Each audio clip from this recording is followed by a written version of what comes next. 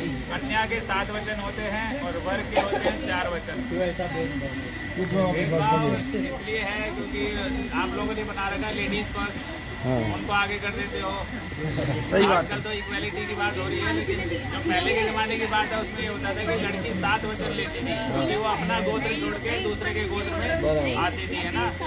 आपका वो अपना गोत्र छोड़ के आपके कुल का उद्धार करने आ रही है, तो इसलिए वो 7 वचन लेती थी।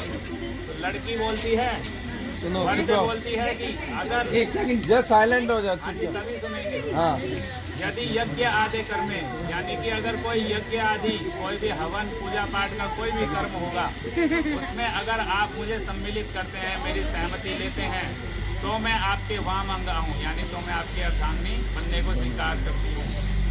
तो अगर आपको स्वीकार है तो आप हाँ बोलिए, यानी कि कोई भी अगर पूजा आप पाठ का बोलेंगे काम होगा स्वीकार है तो आपको हाँ बोलना है। बिना इनकी अनुमति के, बिना इनकी आज्ञा के या बिना इनसे पूछे आप कोई भी हवन पूजा पाठ यज्ञ आदि का काम नहीं करेंगे। अगर आपने करा तो वो इस वचन का उल्लंघन होगा। तो अगर आपको ये स्वीकार है तो आप जो है सीरियसली अगर आपको स्वीकार है तो बोलिए मुझे स्वीकार है। और एक आप पूछो इनसे स्वीकार है। स्वीकार हो जाए तो ऐसे बिठा देंगे। हाँ आपको हिलाना है, तुम्हें स्वीकार है वो तुम हाँ बोलो। आपको वो पूछ रही है, आप पूछो स्वीकार है। ये कन्या के 7 वचन है। हाँ बोलो हाँ। सुना है, क्या बोला है बताइयो। क्या था वचन? हाँ, वचन क्या था? वचन बताइए।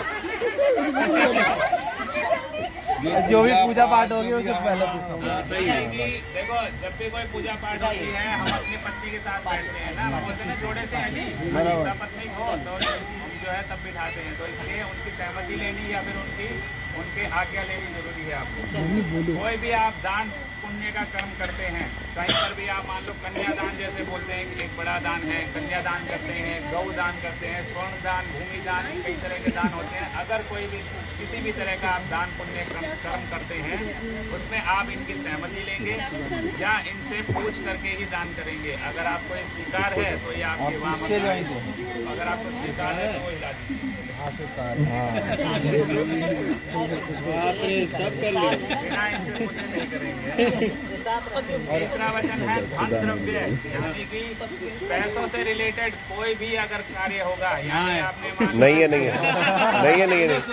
शॉपिंग करनी, कुछ भी करना है, किसको लेना देना है। आपके अगर मान लो कितने ही बैंक अकाउंट में 4 बैंक नॉलेज मैं उसका कैशियर हूँ मैं। ऐसा ना हो कि चारों में से 3 की जानकारी है, एक आप रुक के चला रहे हैं। भाई नहीं, भाई नहीं। अगर आपको ये स्वीकार है, आगे दिखा रही है तो ये तो आगे दिखा रही है। जानकारी उनको होनी चाहिए। तो अगर आप ये वचन स्वीकार है तो चलेगा। कैशियर तो मैं हूँ तेरा। चौथा वचन है क्रय विक्रय। अगर आप कुछ भी खरीदते हैं, कुछ भी बेचते हैं, मान लो आपने घोड़ा गाड़ी खरीदी, कोई पशु खरीदा, कोई मकान खरीदा या कुछ भी आपने इन्वेस्टमेंट किया या बेचा, उसमें अगर आप इनकी सहमति लेंगे, ये कन्या कहती है अगर आप क्रय विक्रय में मेरी सहमति ले, मुझे सम्मिलित करेंगे तो ही मैं आपके वहाँ मंगाऊँ। अगर आपको स्वीकार है तो आप ये पत्थर हिलाइए। बिना इनकी अनुमति के जो है आप खरीद बेच शेट यार क्या। पांचवा वचन है तीनों अवस्थाओं में, है ना।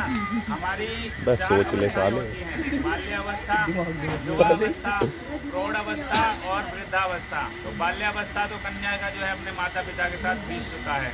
युवावस्था बचा, प्रौढ़ अवस्था और वृद्धावस्था। इन तीनों अवस्थाओं में मेरा अगर पालन पोषण ठीक ढंग से करो तो मैं आपके वामंग आऊँ।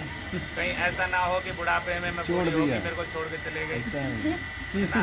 तो अगर आप स्वीकार करते हैं इस वचन को कि आज ही मैं पूरा तीनों अवस्थाओं में बढ़ते दम तक आपका हम भी एक वचन देंगे, ये ट्रिप पर राउंड करेंगे। हमारी संग ट्रिप होगी ना तेरे ट्रिप पे में। हाँ ये तो करना है यार। सोच से ना करो, पहले सोच ले। वो लाइफ टाइम का है।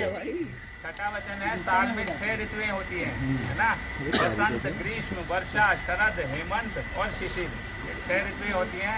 अगर ऋतुओं के अनुसार इनका आप पालन पोषण करने को तैयार हैं तो ही ये आपके वामंग आएंगी।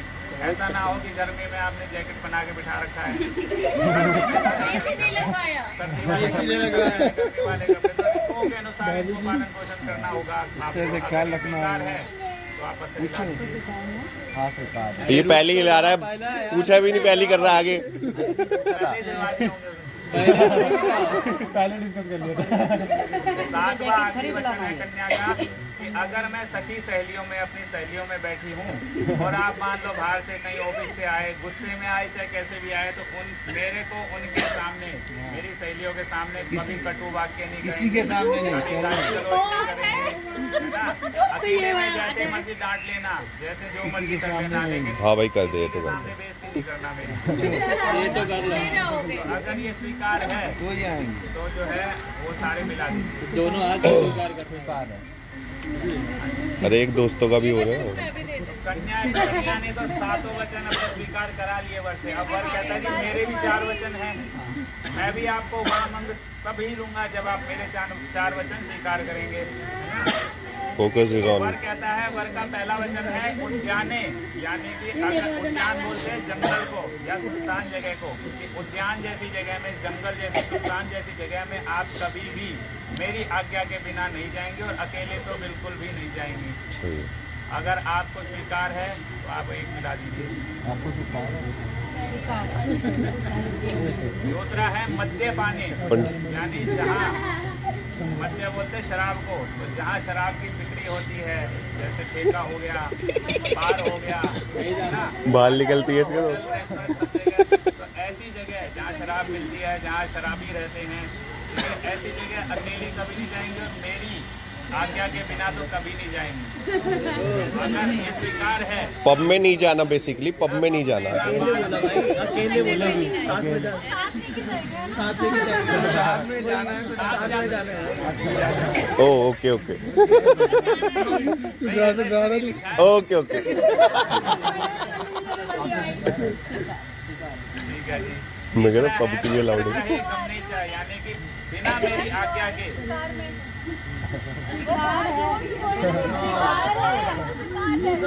तीसरा वचन है वर का कि पितृ ग्रहे गमनेचा, यानी बिना मेरी आज्ञा के आप पिता के घर कभी नहीं जाएंगी। साल में 2 मौके आते हैं, रक्षाबंधन और भाई दूज। केवल इन पे आप जो है कभी मान लो गलती से लड़ाई हो गई तो इनसे मुंह बुला के जा सकते हैं, लेकिन आना खुद ही होगा।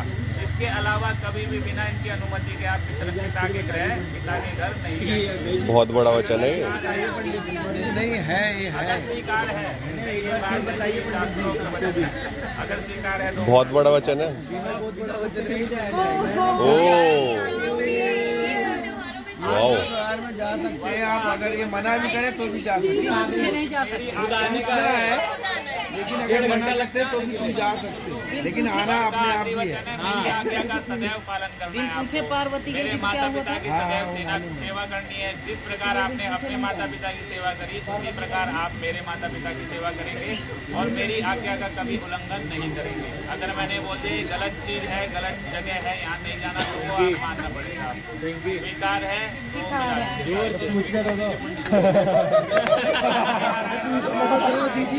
जय। अब आ जाइए, वामंग आ जाइए। अब